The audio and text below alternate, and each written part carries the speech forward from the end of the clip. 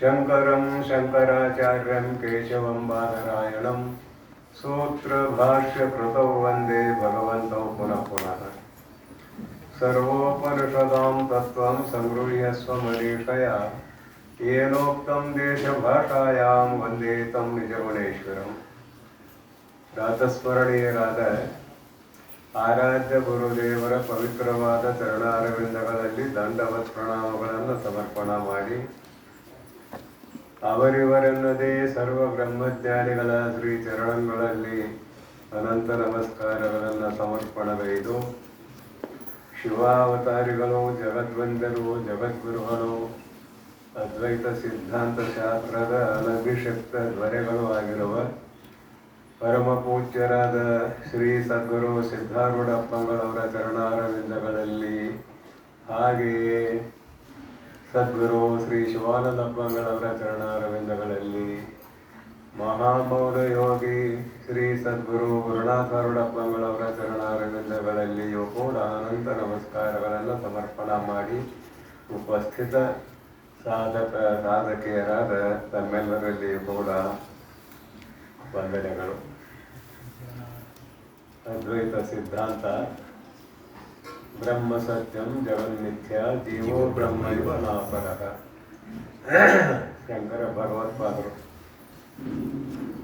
ಶ್ಲೋಕಾರ್ಧೇನ ಪ್ರವಕ್ಷ್ಯಾಮಿ ಯದುಕ್ತಂ ಗ್ರಂಥಕೋಟಿಭಿಃ ಬ್ರಹ್ಮ ಸತ್ಯಂ ಜಗನ್ಮಿಥ್ಯ ಜೀವೋ ಬ್ರಹ್ಮ ಇವ ನಾಪರಃ ಅನ್ನುವ ಒಂದು ಶ್ಲೋಕವನ್ನು ಬರ್ತಾರೆ. ಆತ್ಮತತ್ವವನ್ನು ತಿಳಿಸುವುದಕ್ಕೆ, ನಮ್ಮ ನಿಮ್ಮೆಲ್ಲರ ಸ್ವರೂಪವಾಗಿರುವ ಆತ್ಮತತ್ವವನ್ನು ತಿಳಿಸುವುದಕ್ಕಾಗಿ ಕೋಟಿ ಕೋಟಿ ಗ್ರಂಥಗಳನ್ನು ಬರೆದಿದ್ದಾರೆ. ಆ ಕೋಟಿ ಕೋಟಿ ಗ್ರಂಥಗಳ ಅರ್ಥವನ್ನು ಕೇವಲ ಅರ್ಧ ಶ್ಲೋಕದಿಂದ ನಾನು ಹೇಳಿ ತೋರಿಸುತ್ತೇನೆ, ಹೇಳಿ ಮುಗಿಸುತ್ತೇನೆ ಅಂತ ಪ್ರತಿಜ್ಞೆ ಮಾಡಿ, ಶ್ಲೋಕಾರ್ಧೇನ ಪ್ರವಕ್ಷ್ಯಾಮಿ ಯದುಕ್ತಂ ಗ್ರಂಥಕೋಟಿಭಿಃ, ಕೋಟಿ ಕೋಟಿ ಗ್ರಂಥಗಳಿಂದ ಯಾವ ಅದ್ವೈತವು ಹೇಳಲ್ಪಟ್ಟಿದೆಯೋ ಅದನ್ನು ಅರ್ಧ ಶ್ಲೋಕದಿಂದ ಹೇಳುತ್ತೇನೆ. ಅರ್ಧ ಶ್ಲೋಕ ಅಂದರೆ ಎಷ್ಟು? 16 ಅಕ್ಷರಗಳಿಂದ ಕೂಡಿದ್ದು ಅರ್ಧ ಶ್ಲೋಕ.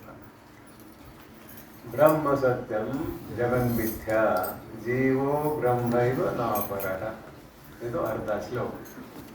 ಬ್ರಹ್ಮ ಸತ್ಯಂ ನಮ್ಮ ನಿಮ್ಮೆಲ್ಲರ ಸ್ವರೂಪವಾಗಿರುವ ಯಾವ ಚೈತನ್ಯವಿದೆಯೋ, ಯಾವ ಪ್ರತ್ಯಗಾತ್ಮ ಚೈತನ್ಯವಿದೆಯೋ, ಯಾವ ಕೂಟಸ್ಥ ಚೈತನ್ಯವಿದೆಯೋ ಅದುವೇ ಬ್ರಹ್ಮ.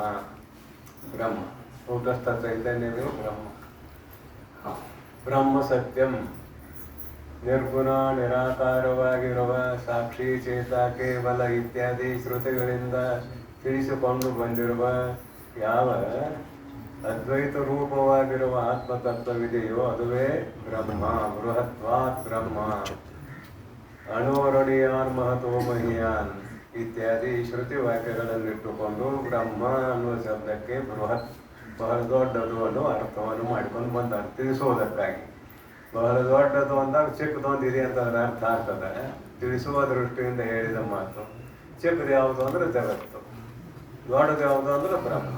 ಬ್ರಹ್ಮ ಸತ್ಯಂ ಜಗನ್ಮಿಥ್ಯ, ಜಗತ್ ಮಿಥ್ಯ, ಜಗತ್ತು ಇಲ್ಲವೇ ಇಲ್ಲ ಅಂತ ಹೇಳಿದರು.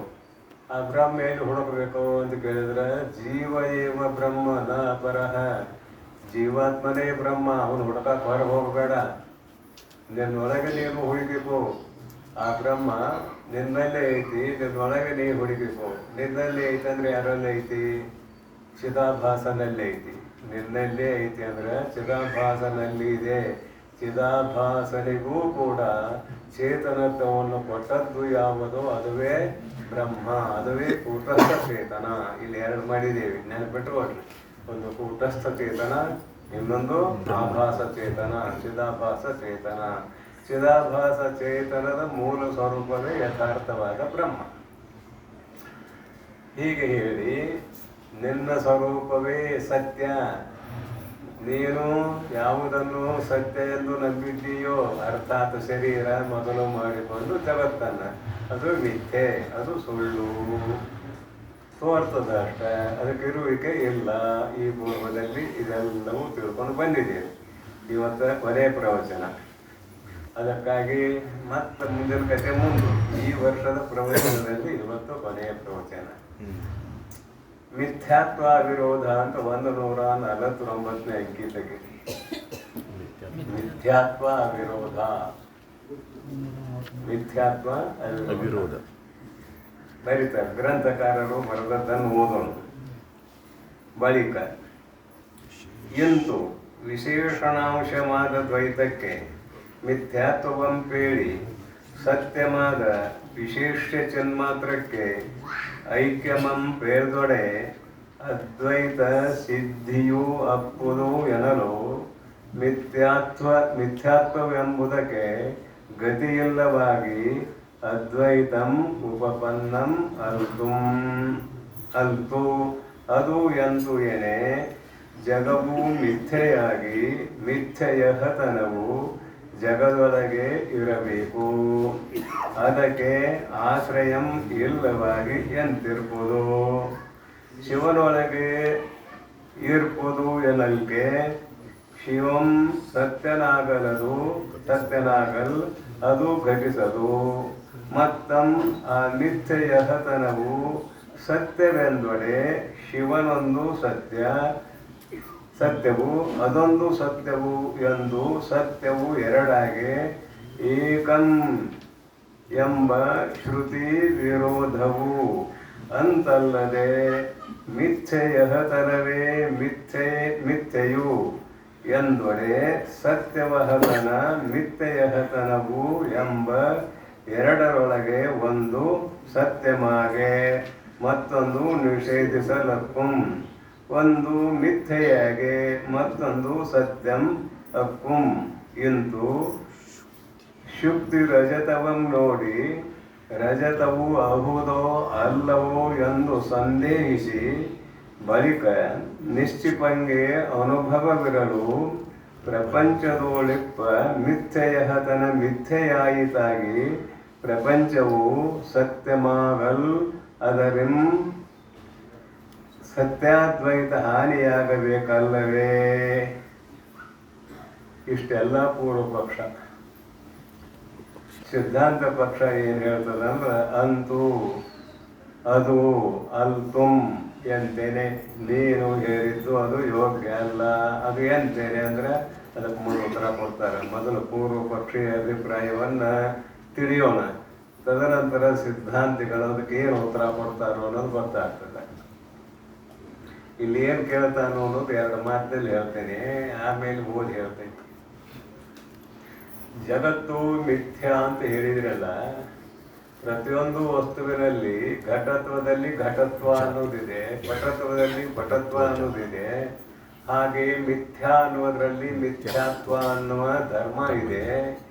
ಆ ಮಿಥ್ಯಾತ್ವ ಅನ್ನುವ ಧರ್ಮ ಇರಲಿಕ್ಕೆ ಆಶ್ರಯಭೂತವಾಗಿರುವ ಜಗತ್ತು ಇಲ್ಲದೆ ಇರುವಾಗ, ಜಗತ್ತು ಮಿಥ್ಯಾ ಅಂತ ಹೇಳಿದ್ರಲ್ಲ, ಆ ಮಿಥ್ಯಾ ಅಂತ ಹೇಳಿದಾಗ ಅದು ಜಗತ್ತು ಇರಬೇಕಾಗಿತ್ತು, ಇಲ್ಲ ಅಂತಾಯಿತು. ಮತ್ತು ಆ ಮಿಥ್ಯಾತ್ವ ಧರ್ಮಕ್ಕೆ ಎಲ್ಲಿ ಆಶ್ರಯವನ್ನು ಹೇಳುತ್ತೀರಿ? ಮಿಥ್ಯಾತ್ವ ಧರ್ಮ ಮಿಥ್ಯಾ ಪದಾರ್ಥದಲ್ಲಿರಬೇಕು. ಜಗತ್ತು ಮಿಥ್ಯಾ ಅಂದ್ರಿ, ಜಗತ್ತು ಇಲ್ಲ ಅಂತ ಹೇಳಿದ್ರಿ. ಹಾಗಾದ್ರೆ ಅಲ್ಲಿ ಮಿಥ್ಯಾತ್ವ ಧರ್ಮ ಇರಲಿಕ್ಕೆ ಜಾಗಿಲ್ಲ, ಪರಮಾತ್ಮನಲ್ಲಿ ಇದೆ ಅಂತ ಒಂದು ವೇಳೆ ಹೇಳ್ತೀರಿ ಅಂದರೆ ಪರಮಾತ್ಮ ಸತ್ಯರೂಪ, ಅವನಲ್ಲಿ ಸತ್ಯತ್ವ ಧರ್ಮ ಇದೆಯಲ್ಲದೆ ಮಿಥ್ಯಾತ್ವ ಧರ್ಮ ಇರಲಿಕ್ಕೆ ಅವಕಾಶವಿಲ್ಲ. ಆದುದರಿಂದ ಪರಮಾತ್ಮನಲ್ಲಿ ಮಿಥ್ಯಾತ್ವ ಧರ್ಮವನ್ನು ಹೇಳಲಿಕ್ಕೆ ಬರುವುದಿಲ್ಲ. ಇನ್ನು ಮಿಥ್ಯಾತ್ವ ಅನ್ನುವುದೇ ಸತ್ಯ, ಮಿಥ್ಯಾತ್ವ ಅನ್ನುವುದೇ ಮಿಥ್ಯಾ ಅಂದ್ರೆ ಸತ್ಯ. ಮಿಥ್ಯಾತ್ವ ಅನ್ನುವುದು ಮಿಥ್ಯ ಅಂದ್ರೆ ಸತ್ಯ ಅಂತ ಅರ್ಥ ಆಗ್ತದೆ. ಸುಳ್ಳು ಅನ್ನುವುದೇ ಸುಳ್ಳು ಅಂದ್ರೆ ಖರೆ ಅಂತ ಆಯ್ತಲ್ಲ, ಸುಳ್ಳು ಅನ್ನುವುದೇ ಸುಳ್ಳು ಖರೆ ಅಂತ ಆಯ್ತು. ಆತರ ಅದೊಂದು ಸತ್ಯ ಆಯ್ತು, ಪರಮಾತ್ಮನ ಒಬ್ಬ ಸತ್ಯ ಆದ. ಹೀಗಾದಾಗ ನಿಮಗ ಏಕಂ ಏವ ದ್ವಿತೀಯಂ ಸತ್ಯಂ ಜ್ಞಾನಮನಂತಂ ಬ್ರಹ್ಮ ಇತ್ಯಾದಿ ಶ್ರುತಿ ವಾಕ್ಯಗಳಿಗೆ ವಿರೋಧ ಉಂಟಾಗ್ತದಲ್ಲ. ಆದುದರಿಂದ ನಿಮ್ಮ ಅದ್ವೈತ ಸಿದ್ಧಾಂತವು ಯೋಗ್ಯವಲ್ಲ. ಇಷ್ಟನ್ನ ಪೂರ್ವ ಪಕ್ಷೀಯ ಅಭಿಪ್ರಾಯವನ್ನು ತಿಳಿಸುವುದಕ್ಕಾಗಿ ಗ್ರಂಥಕಾರರು ವಿಸ್ತಾರವಾದ ಲೇಖನವನ್ನು ಮಾಡಿದ್ದಾರೆ. ಒಂದೊಂದು ನೋಡ್ಕೊಂಡು ಹೋಗೋಣ, ಗೊತ್ತಾಗ್ತದೆ. ಬಳಿಕ ಇಂತು ಇದ್ರ ಮೇಲಿನ ಹೆಡ್ಡಿಂಗ್ ಒಂದು ಈಟು ಓದ್ತೇನೆ. ಬಳಿಕ ಶ್ರುತ್ಯಾಚಾರ್ಯ ನಿಜಾನುಭವ ಯುಕ್ತಿ ಸಮ್ಮತವಾಗಿ ತತ್ಪದಾರ್ಥವಾದ ಶಿವಲಿಂಗವೇ ತ್ವಂ ಪದಾರ್ಥವಾದ ಜೀವಲಿಂಗಂ ಆಗಿರ್ಪುದೇ ಸತ್ಯವೆಂದು ಯಥಾರ್ಥವೆಂದು ದೃಢತರವಾಗಿ ಪ್ರಮಾಣಿಸೆ ಸಿದ್ಧಾಂತ ಮಕ್ಕುಂ.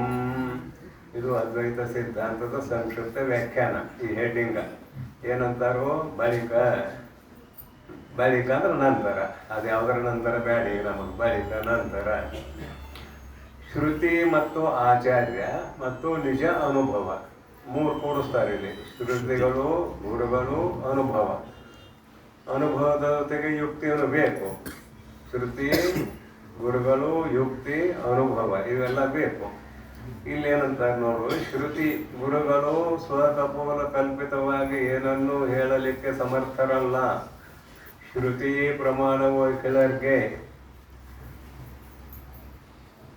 ಮೊದಲು ಕಣ ಮಾಡ್ತಿದ್ರು ರೈತರು. ರೈತರದವ್ರಿಗೆ ತಿಳಿತೈತೆ, ರೈತರಲ್ಲವ್ರಿಗೆ ತಿಳಿದಿಲ್ಲ. ಕಣ ಮಾಡ್ತಿದ್ರು, ಅದ್ರ ಮಧ್ಯದಲ್ಲಿ ಒಂದು ಮೇಟಿ ಕಂಬ ಅಂತ ಹೋಳ್ತಿದ್ರು. ರಾಶಿ ಮಾಡುವಾಗ ಆಗೆಲ್ಲ ಮಷಾನ್ಗಳು ಇರಲಿಲ್ಲ.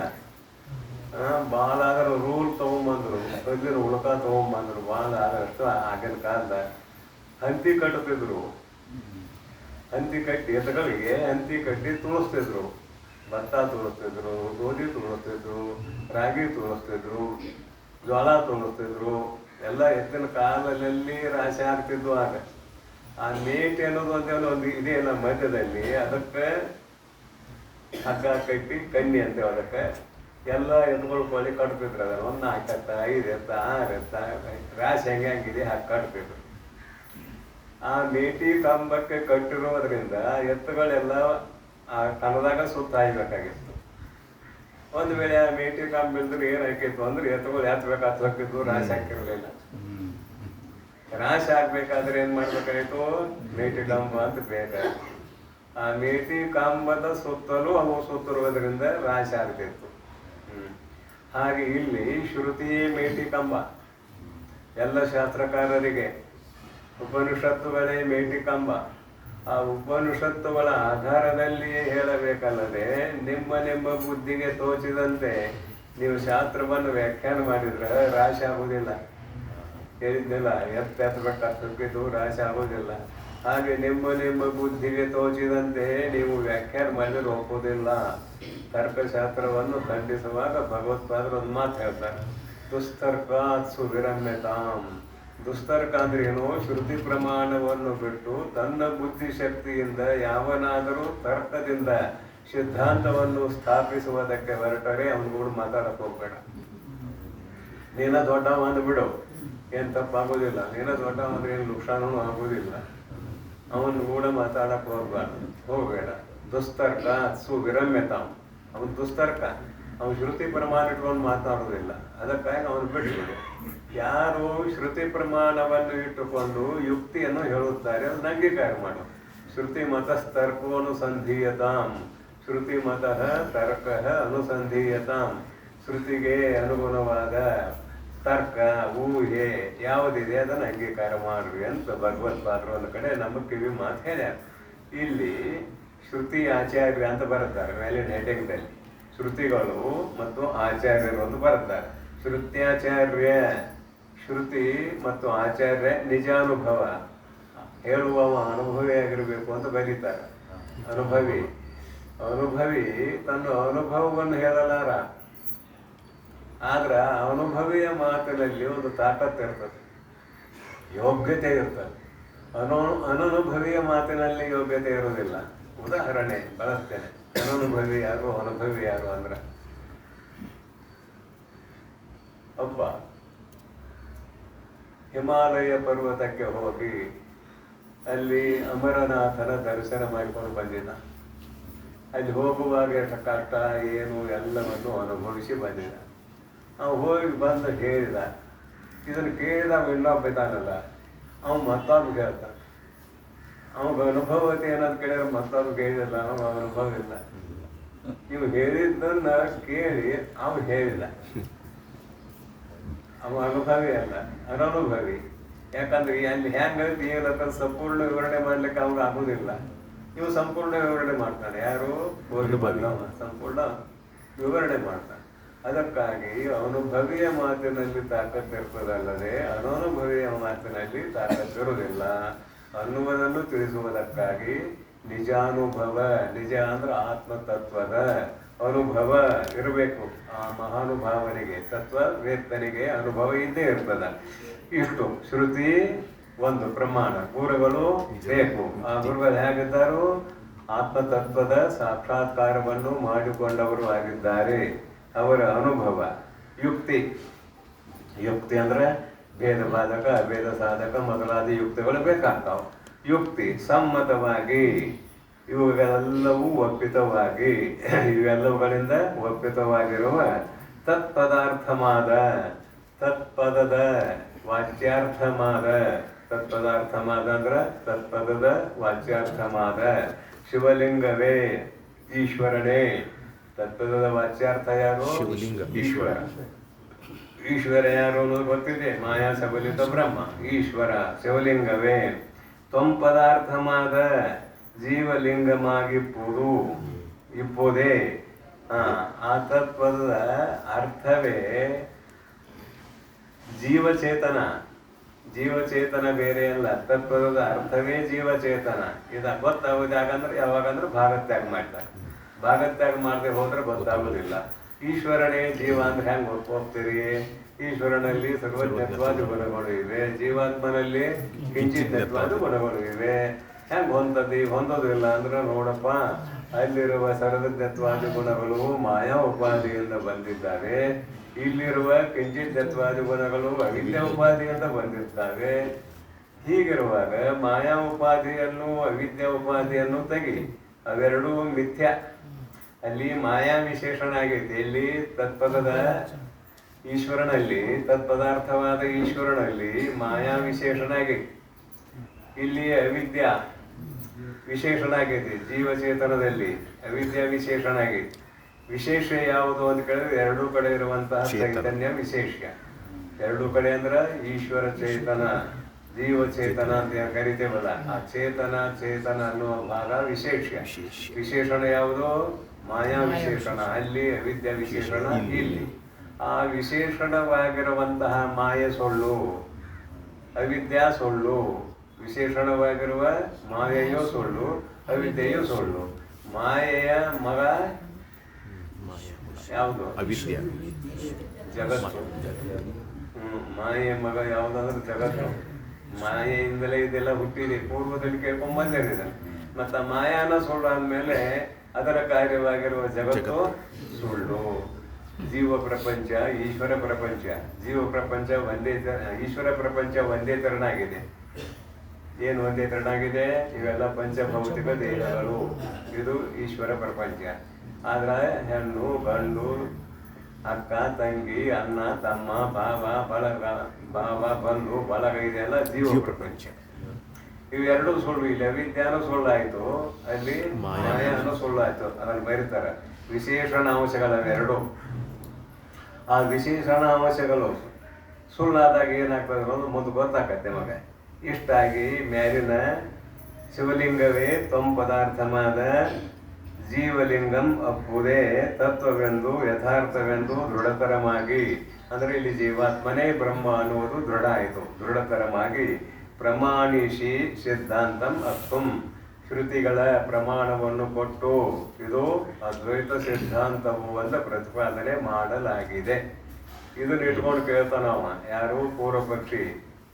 49ನೇ ಅಂಕಿ. ಈಗ 48ನೇ ಅಂಕಿ ವಿಷಯ ಸಂಕ್ಷಿಪ್ತವಾಗಿ ಹೇಳಿ ಆಯಿತು. ಬಳಿಕ ಅಂದ್ರೆ ಮೇಲಿನ ಅಂಕಿಯಲ್ಲಿ ಹೇಳಿದಂತೆ ವಿಶೇಷಣಾಂಶವಾದ ಮಾಯೆ ಮತ್ತು ಅವಿದ್ಯಾ ಎರಡೂ ಸುಳ್ಳು. ಎರಡೂ ಕಡೆಗೆ ಇರುವಂತಹ ಚೈತನ್ಯ ಮಾತ್ರ ಸತ್ಯ ಅಂತ ನೀವು ಹೇಳಿದಾಗ ಏನಾಗ್ತದೆ ಅನ್ನೋದನ್ನು ಹೇಳ್ತಾನ. ಬಳಿಕ ಇಂದು ಮುಂದೆ ಹೇಳುವ ಪ್ರಕಾರ ಏನಂತಾನವ, ಅಥವಾ ನೀವು ಹಿಂದೆ ಹೇಳಿದ ಪ್ರಕಾರ, ಇಂತು ಏನು ಹೇಳಿರಲ್ಲ ಮೇಲಿನ ಹೆಡ್ಡಿಂಗದಲ್ಲಿ ಹೇಳಿದ ಪ್ರಕಾರ ವಿಶೇಷಣಾಂಶವಾದ ವಿಶೇಷಣಾಂಶವಾದ ದ್ವೈತಕ್ಕೆ ವಿಶೇಷಣ ವಿಶೇಷ್ಯ ಎರಡು ಕೂಡಿದಾಗ ದ್ವೈತ ಐತೆ, ಒಂದಿಲ್ಲ. ವಿಶೇಷಣ ವಿಶೇಷ್ಯ. ಇಲ್ಲಿ ಜೀವಚೇತನ ಈಶ್ವರ ಚೇತನ ಆಗಲಿಕ್ಕೆ ವಿಶೇಷಣಗಳು ಯಾವುವನ್ನು ಹೇಳಿ ಆಯಿತು. ಒಂದು ಮಾಯಾ ವಿಶೇಷಣ, ಇನ್ನೊಂದು ಅವಿದ್ಯಾ ವಿಶೇಷಣ. ಈ ವಿಶೇಷಣ ಅಂಶವಾದ ಮಾಯೆ ಮತ್ತು ಅವಿದ್ಯೆ ಎರಡೂ ಸುಳ್ಳು ಎಂದು ಹೇಳಲಾಗಿ, ಎರಡೂ ಸುಳ್ಳು. ಮತ್ತೆ ಯಾವುದು ಸತ್ಯ ಅಂತ ಕೇಳಿದ್ರೆ ಮಿಥ್ಯಾತ್ವಂತೇಳಿ ಸತ್ಯವಾದ ವಿಶೇಷ ಚಿನ್ಮಾತ್ರಕ್ಕೆ, ಸತ್ಯವಾದ ಮಾಯೋಪಹಿತ ಚೇತನ ಅವಿದ್ಯಾ ಉಪಹಿತ ಚೇತನಕ್ಕೆ ನೀವು ಸತ್ಯತ್ವವನ್ನು ಹೇಳಲು, ಯಾವಾಗ ಉಪಹಿತ ಚೇತನ ಅಂತ ಅರ್ಥ ಮಾಡಿದೀವಿ. ಇಲ್ಲಿ ಏನು ತತ್ಪದದ ಲಕ್ಷ್ಯಾರ್ಥ ಮಾಯೋಪಹಿತ ಚೇತನ, ತ್ವಂಪದದ ಲಕ್ಷ್ಯಾರ್ಥ ಅವಿದ್ಯಾ ಉಪಹಿತ ಚೇತನ. ಇದು ಉಪಹಿತ ಶಬ್ದ ಬಳಸ್ತಾ ಇದ್ದೇವೆ. ಉಪಹಿತ ಶಬ್ದಕ್ಕೂ ಅವಚ್ಛಿನ್ನ ಶಬ್ದಕ್ಕೂ ವ್ಯತ್ಯಾಸ ಇದೆ. ಉಪಹಿತ ಅಂದ್ರೆ ತಾ ಸಮೀಪದಲ್ಲಿ ಇರ್ತದೆ, ಆದ್ರೆ ಅದರೊಡನೆ ಕೂಡಿರುವುದಿಲ್ಲ. ಉಪಹಿತ ತಿಳಿಯುವುದಕ್ಕೆ, ದೃಷ್ಟಾಂತ ಮಾಡೋಣ, ತಿಳಿಯುವುದಕ್ಕೆ ಸಮೀಪದಲ್ಲಿರ್ತದೆ, ಅದರೊಡನೆ ಕೂಡಿರುವುದಿಲ್ಲ. ಸ್ಫಟಿಕ, ಶುಭ್ರವಾದ ಸ್ಫಟಿಕದ ಸಾಮೀಪ್ಯದಲ್ಲಿ ದಾಸವಾಳದ ಹೂವು ಇದ್ದರೆ ಸಮೀಪ ಐತಿಲ್ಲ, ಅದು ಸ್ಫಟಿಕದೊಡನೆ ಕೂಡಿಕೊಂಡತ್ತೇನು ದಾಸಾಲ ಹೂವದ ಬಣ್ಣ ಕೂಡ್ಕೊಂಡಿಲ್ಲ. ಕೆಂಪು ರತ್ನದಂತೆ ಕಾಣ್ತಾ ಇದೆ ಸ್ಫಟಿಕ. ಹೆಂಗ್ ಕಾಣ್ತಾ ಇದೆ? ಕೆಂಪು ರತ್ನದಂತೆ ಕಾಣ್ತಾ ಇದೆ. ಆದ್ರೆ ಆ ಕೆಂಪು ಬಣ್ಣ ಎಲ್ಲಿ ಇದೆ? ದಾಸವಾಳ ಹೂವಿನಲ್ಲಿ ಇದೆ, ಅಲ್ಲದೆ ಸ್ಫಟಿಕದಲ್ಲಿ ಇಲ್ಲ. ಆದ್ರೆ ಅಲ್ಲಿ ಎರಡಿದೆ. ಈಗ ಉಪಹಿತ ಅನ್ನೋ ಶಬ್ದಕ್ಕೆ ಎರಡಿದೆ, ದಾಸವಾಳ ಹೂವು ಇದೆ, ಸ್ಫಟಿಕ ಇದೆ ದೃಷ್ಟಾಂತದಲ್ಲಿ. ಹಾಗೆ ಚೇತನ ಒಂದಿದೆ, ತತ್ಪದದ ಅರ್ಥವಾಗಿರುವ ಚೇತನ. ಅಲ್ಲಿ ಮಾಯಾ ಒಂದಿದೆ, ಮಾಯಾ ಉಪಹಿತ ಅಂತ ಶಬ್ದ ಬಳಸಿದ್ದೇವೆ. ಮಾಯೆ ಸಮೀಪದಲ್ಲಿ ಇರುವಾಗ ತನ್ನಲ್ಲಿರುವ ಗುಣಗಳನ್ನು ಚೇತನದಲ್ಲಿ ಆರೋಪ ಮಾಡುತ್ತದೆ. ಇಲ್ಲಿ ದಾಸವಾಳದ ಹೂವ ತನ್ನ ಬಣ್ಣವನ್ನು ಸ್ಫಟಿಕದಲ್ಲಿ ಆರೋಪ ಮಾಡಿದಂತೆ ಮಾಯೆಯಲ್ಲಿರುವ ಸರ್ವಜ್ಞತ್ವಾದಿ ಗುಣಗಳು ಈಶ್ವರ ಚೇತನದಲ್ಲಿ ಕಾಣುತ್ತವೆ. ಗೊತ್ತಾಗ್ತದಲ್ಲ? ಉಪಹಿತ ಕೂಡಿಲ್ಲ ಅಂತಂದ್ರೆ ಅರ್ಥ ಕೂಡಿದ ಅಂತ ಅರ್ಥ ಮಾಡ್ಬೇಡ್ರಿ. ಸ್ಫಟಿಕದಲ್ಲಿ ಕೆಂಪ ಬಣ್ಣ ಕೂಡಿಲ್ಲ, ಹಾಗೆಯೇ ಮಾಯೆ ಆತ್ಮನಲ್ಲಿ ಕೂಡಿಲ್ಲ, ಉಪಹಿತ. ಅದರಂತೆ ಅವಿದ್ಯಾ ಉಪಹಿತ. ಒಂದು ಹೇಳಿದ್ರಾಯ್ತು, ಅವಿದ್ಯಾ ಉಪಹಿತ.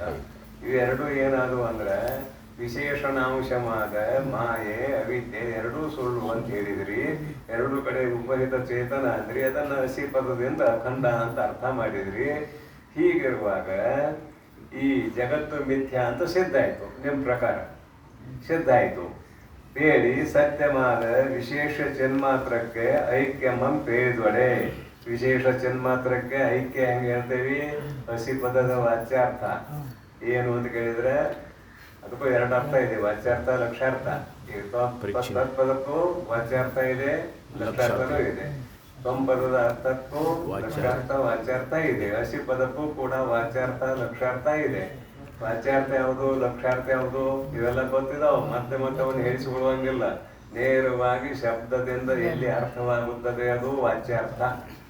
ಎಲ್ಲಿ ನೇರವಾಗಿ ಆ ಶಬ್ದದ ಅರ್ಥವು ಹೊತ್ತುಗಡೆ ಆಗುವುದಿಲ್ಲವೋ ಅದನ್ನು ಬಿಟ್ಟು ಅದಕ್ಕೆ ಸಂಬಂಧಪಟ್ಟಂತಹ ಇನ್ನೊಂದು ಅರ್ಥವನ್ನು ಗ್ರಹಿಸಿದಾಗ ಅದು ಲಕ್ಷ್ಯಾರ್ಥ ಅಂತ ಕರೆಸಿಕೊಳ್ತದೆ. ಈ ಪ್ರಕೃತದಲ್ಲಿ ವಾಚ್ಯಾರ್ಥಗಳನ್ನ ಲಕ್ಷ್ಯಾರ್ಥಗಳನ್ನ ಬೇರ್ಪಡಿಸ್ತದೆ. ಯಾವುದು ಅಂದ್ರೆ ಹಸಿಪದ. ಹಸಿಪದ ಏನ್ ಹೇಳ್ತದೆ? ಮಾಯೋಪಹಿತ ಚೇತನ, ಅವಿದ್ಯಾ ಉಪಹಿತ ಚೇತನ, ಇದು ಹಸಿಪದದ ವಾಚ್ಯಾರ್ಥ. ಹಸಿಪದದ ವಾಚ್ಯಾರ್ಥ ಆದಾಗ ಅದು ಉಪಹಿತ ಚೇತನ, ಇದು ಉಪಹಿತ ಚೇತನ ಅಂತ ಎರಡಾದವು. ಈಗ ಉಪಹಿತ ಅನ್ನುವ ಭಾಗ ತೆಗಿತಿದ್ದೆ, ಭಾಗತ್ಯಾಗ ಲಕ್ಷಣದಿಂದ ಉಪಹಿತ ಅನ್ನುವ ಭಾಗವನ್ನು ತೆಗೆದಾಕ್ತೇವೆ. ಮಾಯಾ ಉಪಹಿತ ಅವಿದ್ಯಾ ಉಪಹಿತ ಭಾಗವನ್ನು ತೆಗೆದಾಗ ಏನಾಯ್ತು ಅಂದ್ರೆ ಕೇವಲ ಅಖಂಡ ಚೈತನ್ಯ ಉಳಿತಲ್ಲೇ, ಕೇವಲ ಅಖಂಡ ಚೈತನ್ಯ. ಗೋಡೆಯನ್ನು ಉಪಾಧಿ ತೆಗೆದು ನೋಡ್ರಿ, ಗೃಹಾಕಾಶವೇ ಮಹಾಕಾಶ, ಗೃಹಾಕಾಶ ಮಹಾಕಾಶ. ಮಹಾಕಾಶ ಬೇರೆ ಗೃಹಾಕಾಶ ಬೇರೆ ಇದ್ದಂಗೆ ಕಾಣ್ತದೆ. ಗೋಡೆ ತೆಗೆದು ನೋಡ್ಬಿಡ್ರಲ್ಲ, ಗೃಹಾಕಾಶವೇ ಮಹಾಕಾಶ, ಮಹಾಕಾಶವೇ ಗೃಹಾಕಾಶ. ಹೇಗೋ ಹಾಗೆ ಇಲ್ಲಿ ಏನಾಯ್ತು, ಅಖಂಡ ಚೈತನ್ಯ ಅಂತ ಸಿದ್ಧ ಆಯ್ತು ಅದ್ವೈತ ಸಿದ್ಧಾಂತದ ಪ್ರಕಾರ. ಪರಂತು ಜಗತ್ತು ಮಿಥ್ಯಾ ಅಂತ ಹೇಳಿದ್ರಲ್ಲ ಈಗ, ವಿಶೇಷಣಾಂಶವಾದ ಜಗತ್ತು ಮಿಥ್ಯಾ ಅಂತ ಹೇಳ್ದಂಗಾಯ್ತು ನೀವು. ಮಾಯಾ ಮತ್ತು ಅವಿದ್ಯೆ ಅದೇ ಜಗದ್ ರೂಪ. ಅಖಂಡ ಚೈತನ್ಯದಲ್ಲಿ ಜಗತ್ತಿಲ್ಲ ಇಲ್ಲ. ಎಲ್ಲಿ ಮಾಯಾ ಇದೆ, ಎಲ್ಲಿ ಅವಿದ್ಯೆ ಇದೆ, ಅಲ್ಲಿ ಜಗತ್ತಿದೆ. ಎಲ್ಲಿ ಮಾಯಾ ಇದೆ, ಎಲ್ಲಿ ಅವಿದ್ಯೆ ಇದೆ ಅಂದ ಕೂಡಲೇ ನಿಮ್ಗೆ ಸಮಸ್ಯೆ ಬರ್ಬೋದು. ಎಲ್ಲಿ ಶರೀರನ ಅಂತೀರಿ, ಅಲ್ಲಿ ಜಗತ್ತು, ಇದು ಅವಿದ್ಯೆ. ಈಶ್ವರ ಸರ್ವಜ್ಞತ್ವಾದಿ ಗುಣಗಳಿಂದ ಕೂಡಿಕೊಂಡಿದ್ದಾನೆ ಅಂತ ಅಂಗೀಕಾರ ಮಾಡಿದರೆ ಅದು ಕೂಡ ಅವಿದ್ಯೆಯೇ. ಈಶ್ವರನಲ್ಲಿ ಗುಣ ಇಲ್ಲ, ಏನೂ ಇಲ್ಲ. ಅಂದ್ರೆ ಎಲ್ಲಿ ಅವಿದ್ಯಾ ಮಾಯಾ ಇದೆಯೋ ಅಲ್ಲಿ ಜಗತ್ತು ಆಗ್ತದೆ. ಈಗ ಅವಿದ್ಯಾ ಮಾಯೆಯೇ ಜಗತ್ತು ಆದಂಗಾಯ್ತು ನಿಮ್ಮ ಪ್ರಕಾರ. ಅವ್ನು ಪೂರ್ವಪಕ್ಷ ಕೇಳಕತ್ತ. ಹಾಗಾದ್ರೆ ಮಿಥ್ಯಾ ಅಂತ ಕರೆದ್ರಿ ಜಗತ್ತನ್ನ. ಆ ಮಿಥ್ಯಾ ಅನ್ನುವ ಶಬ್ದದ ಅರ್ಥ, ಮಿಥ್ಯಾ ಅನ್ನುವ ಶಬ್ದದ ಅರ್ಥ ಮಿಥ್ಯಾತ್ವದಿಂದ ಕೂಡಿಕೊಂಡಿರುತ್ತದೆ. ತಿಳಿಬೇಕಲ್ಲ ಮಾತ್ರ. ಮಿಥ್ಯಾ ಅನ್ನುವ ಶಬ್ದ ಮಿಥ್ಯಾತ್ವದಿಂದ ಕೂಡಿಕೊಂಡಿರುತ್ತದೆ. ಅಂದ್ರೆ ಮಿಥ್ಯಾ ಅನ್ನುವ ಶಬ್ದದ ಅರ್ಥ ಮಿಥ್ಯಾತ್ವದಿಂದ ಕೂಡಿಕೊಂಡಿರುತ್ತದೆ. ಈಗ ಮನುಷ್ಯ ಅಂತ ಒಂದು ಶಬ್ದ ಉಪಯೋಗ ಮಾಡ್ತಾರೆ ನೀವು. ಮನುಷ್ಯ ಅನ್ನುವ ಶಬ್ದ ಅದರ ಅರ್ಥ ಏನಿದೆ ಅಂತ ಕೇಳಿದ್ರೆ ಮನುಷ್ಯತ್ವದಿಂದ ಕೂಡಿದ ಒಂದು ವ್ಯಕ್ತಿ ಅಂತ ಅದರ ಅರ್ಥ ಇದೆ. ಯಾಕ ಮನುಷ್ಯತ್ವ ಅನ್ನೋದು ಈ ಪೂರ್ವದಲ್ಲಿ ಹೇಳಿದ್ದೀನಿ, ಮತ್ತೊಮ್ಮೆ ರಿಪೀಟ್ ಆಗೋದ. ಇಷ್ಟೆಲ್ಲ ಜನರಲ್ಲಿ ಕೂಡಿದೇವಲ್ಲ, ಎಲ್ಲರಿಗೂ ಇವನು ಮನುಷ್ಯ, ಇವನು ಮನುಷ್ಯ, ಇವನು ಮನುಷ್ಯ, ಇವನು ಮನುಷ್ಯ ಅಂತ ಹೇಳಿದ್ರೆ ಏನು ತಕರಾರಿದೆ? ಏನು ತಕರಾರಿಲ್ಲ. ಅದು ಇವನು ಮನುಷ್ಯ, ಇವನು ಮನುಷ್ಯ, ಇವನು ಮನುಷ್ಯ ಅಂತ ಹೇಳ್ಬೇಕಾದ್ರೆ ಆ ಎಲ್ಲ ಮನುಷ್ಯರ ಶರೀರದಲ್ಲಿ ಒಂದು ಸಮಾನ ಧರ್ಮ ಇರಬೇಕು. ಸಮಾನ ಧರ್ಮ ಇಲ್ಲದೆ ಹೋದರೆ ಇವನು ಮನುಷ್ಯ, ಇವನು ಮನುಷ್ಯ, ಇವನು ಮನುಷ್ಯ ಅಂತ ಹೇಳಲಿಕ್ಕೆ ಬರುವುದಿಲ್ಲ. ಹಾಗಾದ್ರೆ ಸಮಾನ ಧರ್ಮ ಯಾವುದು ಅಂತ ಕೇಳಿದ್ರೆ ಮನುಷ್ಯತ್ವವೇ ಸಮಾನ ಧರ್ಮ. ಮನುಷ್ಯತ್ವ ಧರ್ಮವುಳ್ಳವನೇ ಮನುಷ್ಯ.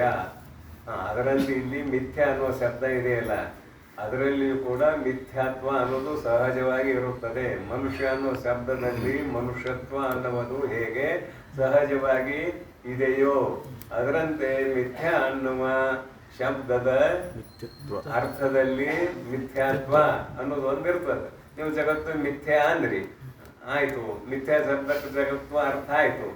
ಆ ಜಗತ್ತು ಅರ್ಥ ಆದ ಮೇಲೆ ಅಲ್ಲಿ ಮಿಥ್ಯಾತ್ವ ಧರ್ಮ ಇರಬೇಕು. ಅದು ಜಗತ್ತೇ ಇಲ್ಲಾಂದ್ರೆ ಮಿಥ್ಯಾತ್ವ ಧರ್ಮ ಎಲ್ಲಿ ಹೇಳ್ತಿ ಅಂತ. ಮಿಥ್ಯಾತ್ವ ಧರ್ಮ ಎಲ್ಲಿ ಹೇಳ್ತಿ? ಜಗತ್ತಿದ್ರೆ ಮಿಥ್ಯಾತ್ವ ಧರ್ಮ ಹೇಳು. ಜಗತ್ತೇ ಇಲ್ಲಲ್ಲ, ಮಿಥ್ಯಾತ್ವ ಧರ್ಮ ಎಲ್ಲಿ ಹೇಳ್ತೀನಿ ನೀನು ಅಂತ ಕೇಳ್ತಾನೆ. ನೋಡ್ರಿ, ಮುಂದೆ ಓದ್ತೇನೆ. ಪೇಳದೊಡೆ ಐಕ್ಯಮಂ ಪೇಳದೊಡೆ ಅದ್ವೈತ ಸಿದ್ಧಿಯು ಅಪ್ಪದು ಎನ್ನಲು. ಅದ್ವೈತದ ಸಿದ್ಧಿಯು ಆಗುತ್ತದೆ ಅಂತ ನೀವು ಒಂದು ವೇಳೆ ಹೇಳಿದರೆ ಮಿಥ್ಯಾತ್ವವೆಂಬುದಕ್ಕೆ ಗತಿ ಇಲ್ಲವಾಗಿ ಮಿಥ್ಯಾತ್ವ ಅನ್ನುವ ಧರ್ಮಕ್ಕೆ ಜಗದ್ರೂಪ ಮಿಥ್ಯಾ ವಸ್ತುವು ಇಲ್ಲದರಿಂದ ಆ ಮಿಥ್ಯಾತ್ವ ಧರ್ಮಕ್ಕೆ ಆಶ್ರಯ ಬೇಕು. ಯಾರ ಆಶ್ರಯದಲ್ಲಿ ಇದೆ ಮಿಥ್ಯಾತ್ವ ಧರ್ಮ? ಜಗತ್ತಿದ್ರೆ ಜಗತ್ತಿನ ಆಶ್ರಯದಲ್ಲಿ ಇದೆ ಅಂತ ಹೇಳ್ಬಹುದಾಗಿತ್ತು. ಆದ್ರೆ ಜಗತ್ತ ಇಲ್ಲ. ಇಲ್ಲ ಅಂದಮೇಲೆ ಮಿಥ್ಯಾತ್ವ ಧರ್ಮ ಇಲ್ಲ, ಇರ್ಲಿಕ್ಕೆ ಜಾಗಿಲ್ಲ. ಅದೇ ಎಲ್ಲಿದೆ ಅಂತ ಹೇಳ್ತೀರಿ? ಗತಿ ಇಲ್ಲವಾಗಿ ಅದ್ವೈತಂ ಉಪಪನ್ನಂ ಅಲ್ತು.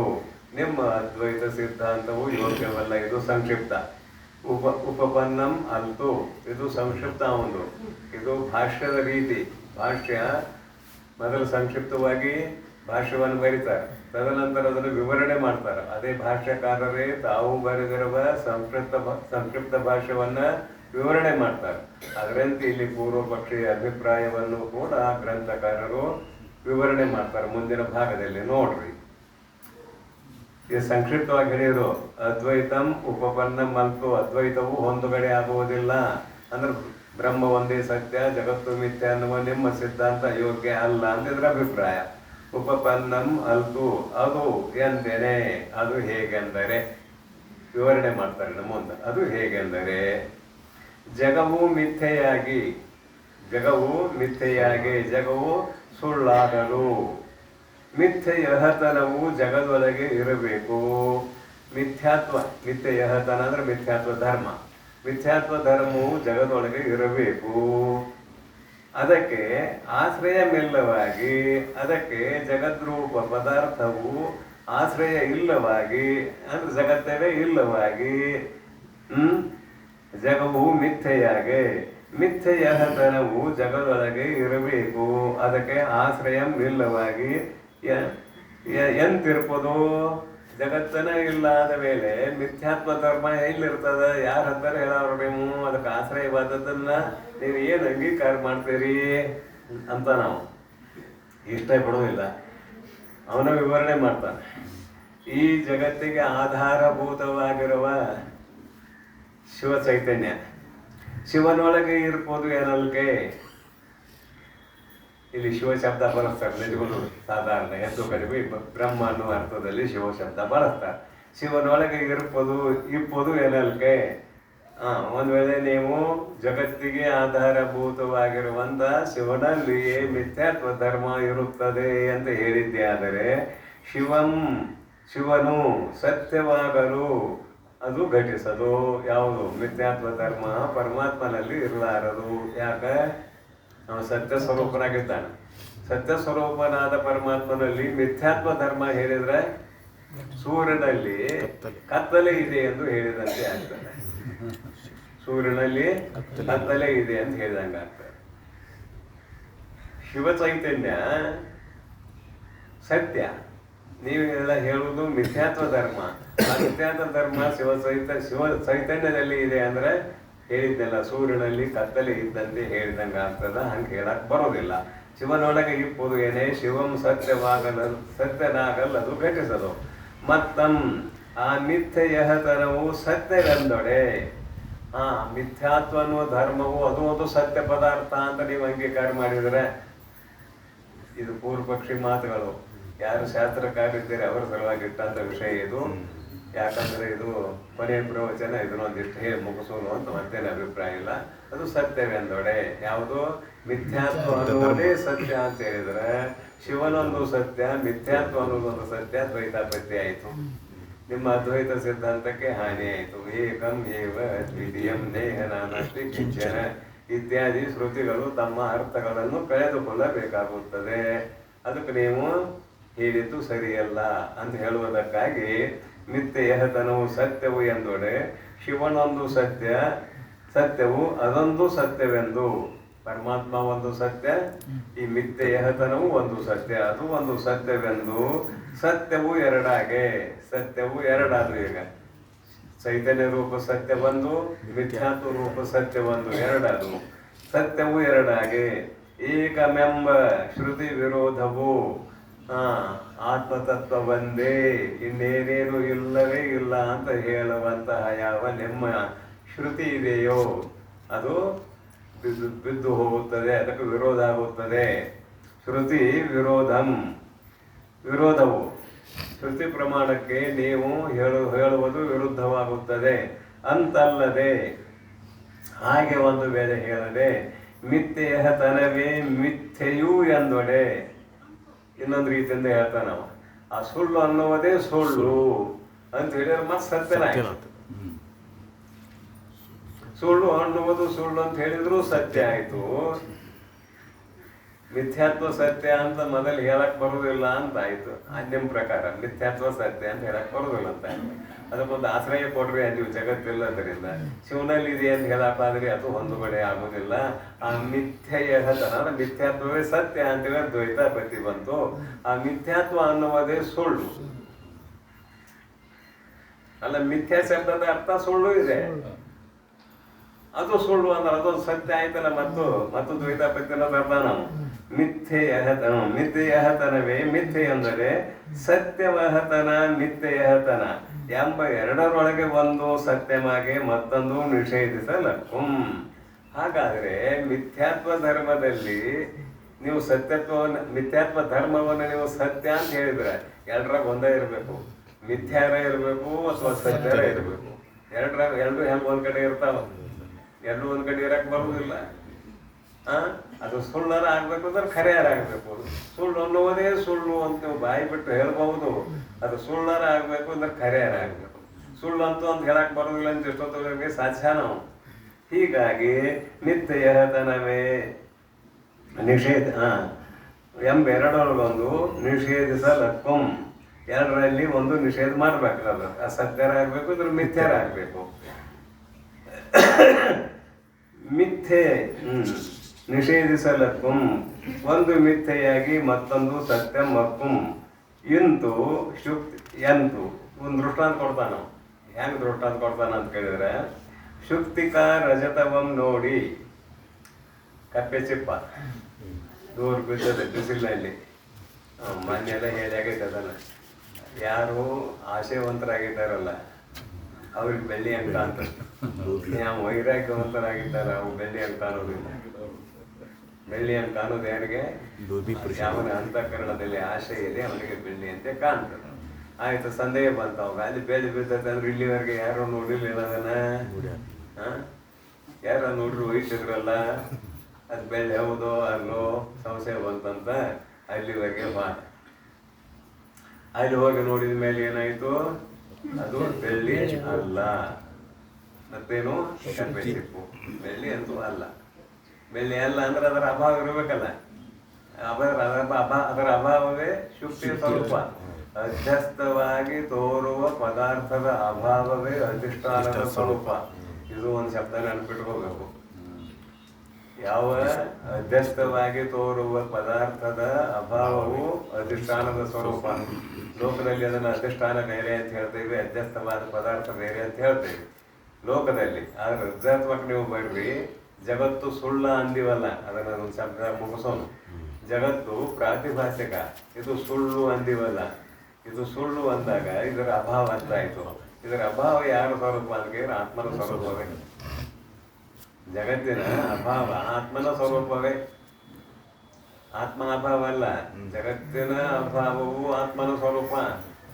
ಯಾಕ? ಇದು ಅಧ್ಯಸ್ಥ ಪದಾರ್ಥ ಇಲ್ಲ ಅಂತ ನಿಶ್ಚಯ ಮಾಡಿದ್ದೀವಿ. ಅಭಾವ ಅನ್ನೋದೇನು ಇಲ್ಲ ಅಂತ ನಿಶ್ಚಯ ಮಾಡಿದ್ದೀವಿ. ಈ ಜಗತ್ತಿಲ್ಲ ಅಂತ ನಿಶ್ಚಯ ಮಾಡಿದ ಮೇಲೆ ಉಳಿದದ್ದೇನು? ಆತ್ಮ. ಉಳಿದದ್ದೇನಾದ್ರೆ ಆತ್ಮ. ಅದಕ್ಕೆ ಅಧ್ಯಸ್ಥ ಪದಾರ್ಥದ ಅಭಾವ ಯಾವಾಗಲೂ ಅಧಿಷ್ಠಾನ ಸ್ವರೂಪವಾಗಿರುತ್ತದೆ.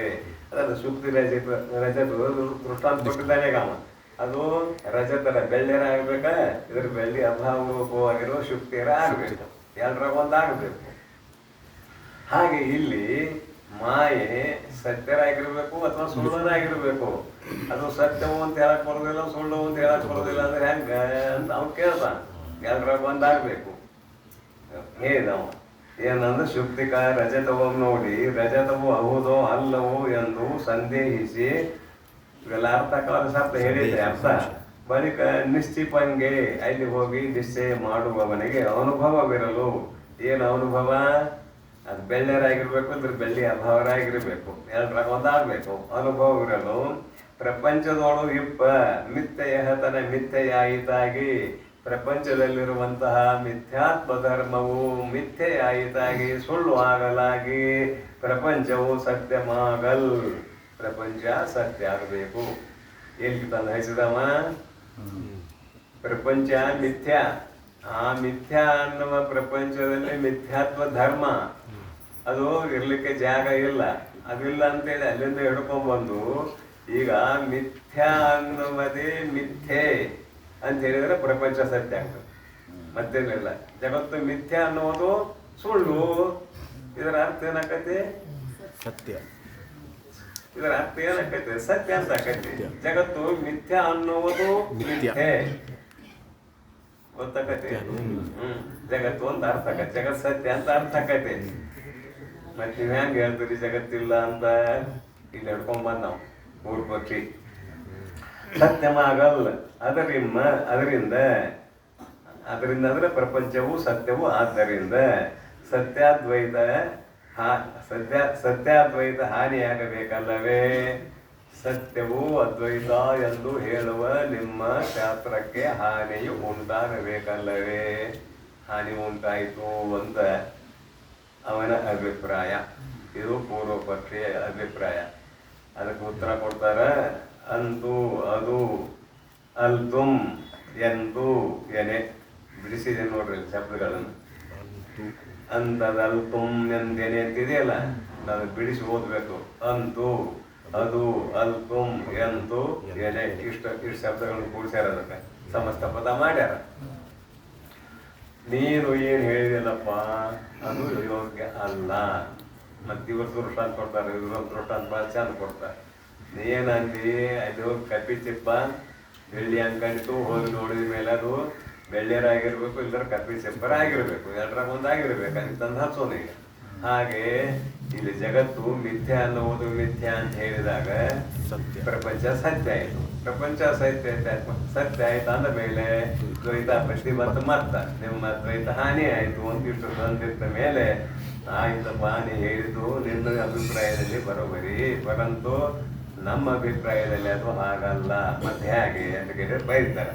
ದೂರಸ್ಥಮಾದ ಗಜವಂ ಕಂಡು ಅರಿಯದೆ, ದೂರದಲ್ಲಿ ಇರುವಂತಹ ಆನೆಯನ್ನು ನೋಡಿದ, ಗಜವನ್ನು ಕಂಡು ಅರಿಯದೆ, ಮಹಿಷವೋ ಅಶ್ವವೋ ಕಾಡು ಕೋಣವೋ ಕಾಡು ಕುದುರೆಯೋ ಅದು ಸಂಶಯ ಬಂತವ. ದೂರದಲ್ಲಿತ್ತು, ಸಮೀಪದಲ್ಲಿ ಇರಲಿಲ್ಲ. ಮಹಿಷವೋ ಅಶ್ವವೋ, ಅಶ್ವ ಅಂದ್ರೆ ಕಾಡು ಕುದುರೆ, ಮಹಿಷ ಅಂದ್ರೆ ಕಾಡು ಕೋಣ. ಕಾಡು ಕೋಣ ಅಂತೂ ಕರೀತಾರೆ, ಕಾಡು ಕೋಣ ಅಂತೂ ಕರೀತಾರೆ. ಎಂತ ತಪ್ಪಿಲ್ಲ. ಕಾಡು ಕೋಣರ ಅನ್ರಿ, ಕಾಡು ಕೋಣ ಅಂತಾರ ಅನ್ರಿ.